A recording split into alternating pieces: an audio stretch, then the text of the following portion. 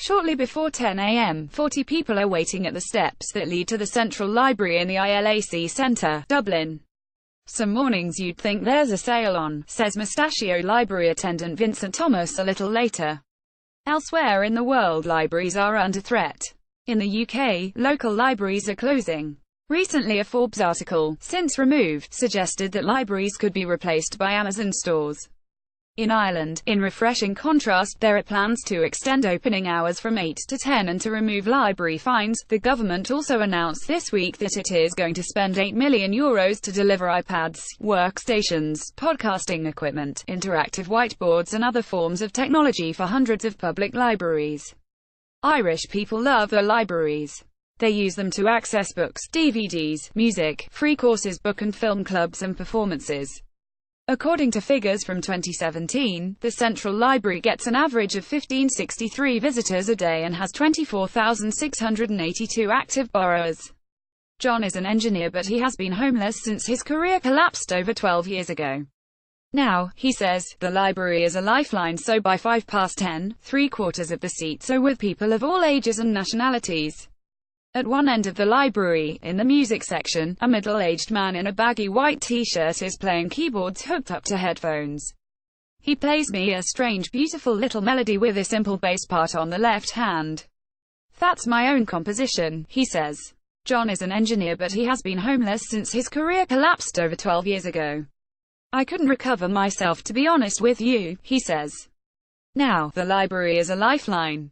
He had never played an instrument until a year ago when he spotted this keyboard and gave it a try. Since then he has taught himself to read music and he plays here every morning. I am actually autistic and ordinarily engaging autistic people is difficult enough, but music really engages this. He touches his chest. In the afternoon, he says, he goes back to the hostel where he lives and he practices. Does he have a piano there? He laughs. I have a cardboard piano I made out of shoeboxes to practice technique. I love jazz. I love blues. I even like hip-hop. It's more the sound I'm into, you know, every time I hear a sound I'm very attentive to it. I was a good engineer and am good at music because it's about patterns. When he's not practicing, he spends his time solving mathematical puzzles. He draws an equation in my notebook, x1, x equals O, that is a statement of reality, he says.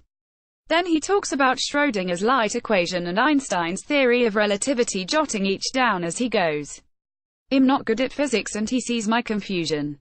That's just me solving my problems, he says and laughs. At the other end of the library, one table is already filled with older people reading newspapers.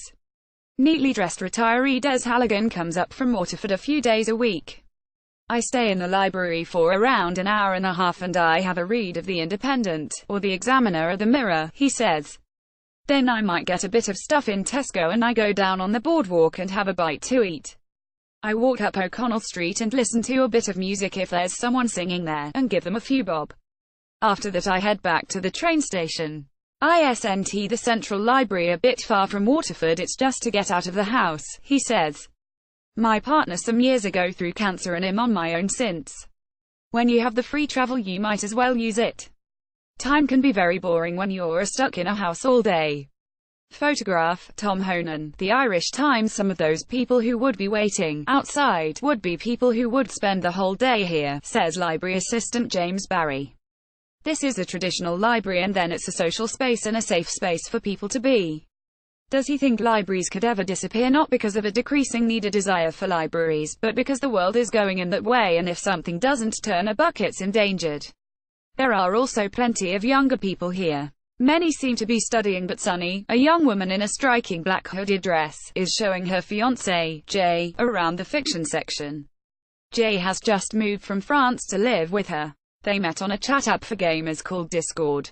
He was saying love doesn't exist and I got mad and spammed him with a National Geographical article called Love, the Chemical Reaction. So she proved him wrong. They laugh. Yeah, says Sunny as Jay looks endearingly sheepish. They met in person for the first time at a festival called Gothic Species shortly afterwards. Why does she come here? I like to read Philip K. Dick and there's a better selection of science fiction here than in other places, she says. She shows me how many Philip K. Dick books are on the shelves. So I come here to find books I wouldn't find in smaller libraries, and I like to just sit here and read. I was also hoping to play the piano here because there's no space for a piano in my apartment. Now we're just looking for a place to sit down together, but it's very busy. Later I spot Sunny poring over an illustrated copy of the portrait of Dorian Gray with Jay at her side. A mystery poet comes here. She leaves poems all over the library, says Riona Sally Hartman, as we sit in a meeting room. She shows me a white piece of paper with important written at the top in red marker and a number of lines beneath in shaky black biro all about climate change and birds. I usually have 200 plums from my 2 plum trees, now I see 7 is written on the back in blue biro. The letter is signed a friend of Mother Earth. We have a fair idea who she is, says Alan, a tattooed library attendant who is helping to put out chairs for a ukulele class. SHE's a regular. For Riona, it's potential raw material. Since June, SHE's been Dublin City Public Library's first musician in residence. There are also readers, historians and writers in residence. Riona runs classes and workshops, but she also writes music inspired by the people she meets here. One of the new songs was inspired by a library user telling her about seeing Judy Garland in the Theatre Royal. Riona Sally Hartman, musician in residence with Dublin City Public Libraries. Photograph, Tom Honan, The Irish Times. Does she use the library much herself? I think anyone who's freelance ends up going to the library to work, or to use the Wi-Fi. And I know the feeling of being unemployed and not having anywhere you can go. The computers are often taken up by people working on their CVs. People don't realize it how much is offered here, she says. Recently Kea said they were going to have a room where people could read books and everyone was retweeting it. I felt like going, that exists in every town. And then 12 people with ukuleles are sitting in a circle around Riona, and the faint sounds of ukuleles strumming with or without you can be heard outside in the library proper. They say it's the easiest instrument to learn, says retired Aer Lingus employee, Ronnie Miles. I'm not finding it too easy, I can tell you. He's funny. There were 2 other men the last day but they didn't come today, he says. I'm outnumbered. Esme is here for the ukulele class but she came in early to read the Irish Times and to chat to the staff with whom SHE's friendly. Esme Lewis is the woman who told Riona about seeing Judy Garland. SHE's from Leafy Dublin 4. You have to get the Leafy bit in, and is in her 80s and enjoying every second of it. Over the decades she has worked at the Theatre Royal, run a ballet school, worked for a stockbroking firm and taught countless Dubliners to swim from the womb to the tomb. She is currently collaborating on a dance portrait with the dancer Emma O'Carney. I'm waiting to hear what SHE's going to do with me, if it's very slow or sad, happy or joyful or leaping about like a flea. I don't care what it is, I'm very flattered to be asked. She is here for the ukulele class but she came in early to read the Irish Times and to chat to the staff with whom SHE's friendly. In the afternoon SHE's going blackberry picking with a friend. She has survived cancer, lost a partner and some of her children. But she has a new relationship which is lovely, 5 children including a foster child and 9 grandchildren. Life teaches you a lot, she says. I've had loads of things but I've knocked them all off. I'm still here. God's Willem arrives a little late. He's a music teacher and missionary who soaks up everything the library has to offer. The books I borrowed in previous years from the library, they helped me to improve my music career, he says. Especially children's books because I teach children. Later I started buying books for myself and stopped borrowing lots of books. But where I started was in this library, so I can't forget this library. Omer is a driven man. He left Italy, where he worked in a factory, because he couldn't pursue a teaching career in a non-English speaking country. Despite already possessing a Nigerian music diploma, he then retook a number of music exams as though I never had a certificate, and now I eat through music. I feed my children through music. I wanted to go where I belong and I belong here. At 2:30 there's a craft session in the children's section, overseen by library assistant Anne Kearns. She is seated at a small table with several small children who are making birds out of cupcake cases. Can I cut it up? Asks one little boy of his newly created cupcake bird, reaching eagerly for the child's scissors. Anne encourages him to sign it instead. Kevin, he says, speaking it out. A tiny girl shows Anne her finished work. That's a very special bird, says Anne. What's its name? Little bird, says he. little girl very seriously. 7-year-old Juna Gallagher is here with her sister Ruthie and her childminder Annette Cole. I only come to see Anne, says Juno, confidentially. She likes Anne, says Annette. Juno has been coming here since she was 10 weeks old. They had a music thing for babies. What books does Juno like? I read the ones that are about monsters and stuff like that. I like the scary ones. I tell her that I'm too scared to read about monsters. Come on, says Juno, looking at me askance. How can you be too scared? You're older than me. Sisters Juna Gallagher 6 and Ruth Gallagher 4, and family members Jan Lee 4, Leah Lee 8 and Kevin Lee 5 take part in craft workshop at library. Photograph, Tom Honan, The Irish Times. I meet many people over the course of the day. A carpenter named Peter Doyle discovered this library 2 years ago but never borrows books. As a kid I remember hanging on to them too long and my parents having to pay the fines on them. Why does he come here then? If I'm working around town I call in here and read the paper. It's a good way to relax. I often go to churches as well. Is he religious? Anything but. It's just a quiet place to sit. It's warm in winter. You can charge your phone.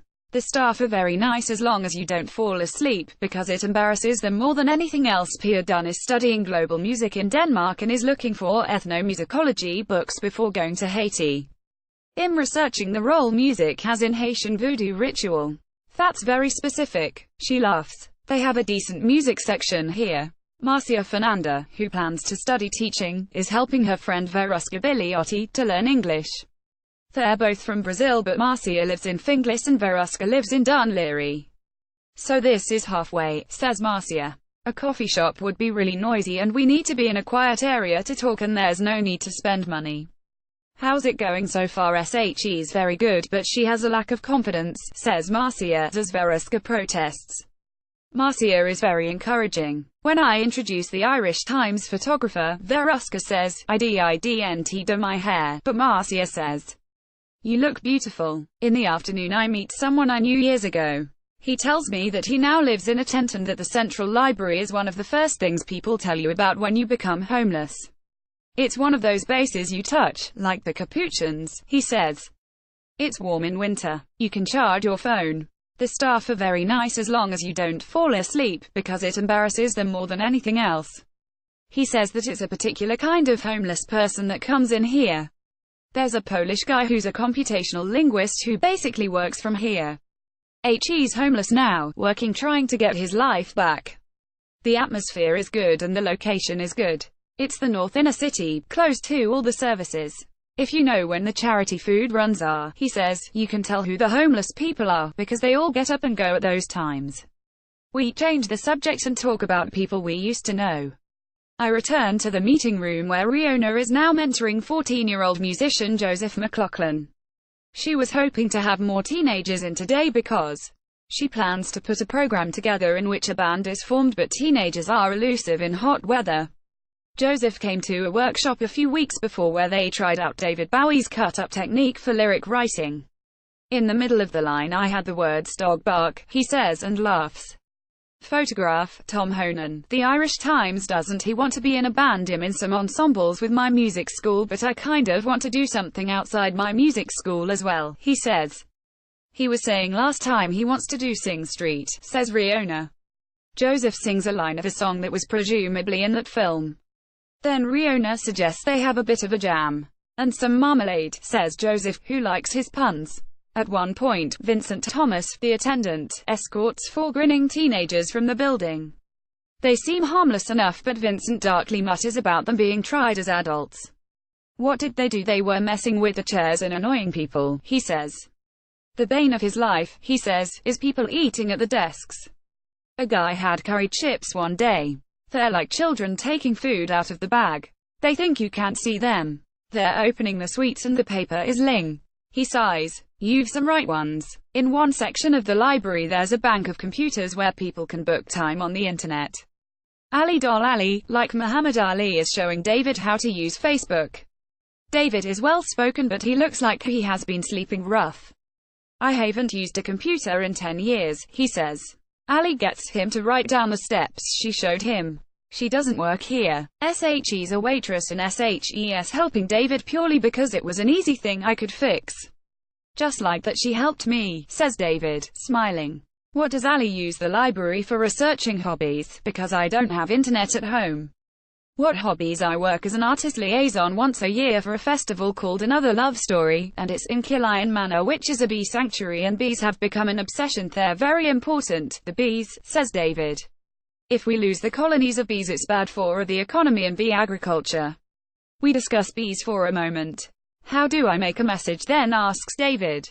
Ali shows him. I'm trying to touch base again with my daughter, he explains. I've been away for 12 years. She lives in Dublin. I have a telephone number, but somebody stole my phone. Get typing because that will open up a door for you, says Ali. It will open a door for me, agrees David. I've been all over the world. I spent 2 years in Greece. I'm an architect, so I had an awful lot to see. I was looking at the buildings, the landscape, everything, but I was living rough because I don't have a house anymore. This bubble will light up if she answers, says Ali, pointing at the Facebook page. I have to go. I hope you find your daughter. Will you be here tomorrow? Asks David. I'm working tomorrow, says Ali, and David looks a bit sad. You're so helpful, says David. It's easy to be helpful, says Ali. People have just forgotten how. Photograph, Tom Honan, The Irish Times. Every evening in the library there's a low hum from the meeting room where people gather for free conversation exchanges. This evening, it's an English-Spanish exchange, and a friendly electronic engineer named Bodbar breaks off from chatting in order to explain what's happening. He is by far the most qualified to do so, as he also attends the Italian, French, German and Russian exchanges. As I'm leaving, I meet 64-year-old Marion Bowen from Dorset Street. She spent 10 years caring for her mother, she says, and after she found she had too much time on my hands. So she started coming to the library to take out DVDs and thrillers. She sometimes goes to Eason's to see what's new and then comes in and gets the book here. Now I'm part of the furniture, she says, waving at Vincent Thomas. Her mother had dementia, she explains. She was only a small little woman, but she could do around with Mike Tyson. Before the end she lost her speech, lost everything. It was like minding an adult baby, and then before God took her she opened her eyes and said Marion and I nearly, because she hadn't said my name in nearly 10 years. And my sister said that was her way of saying goodbye. She changes the subject. So I'm very happy with the service in here. Saturday's Irish Times, I'll get it. Sure, I have to check my shares anyway.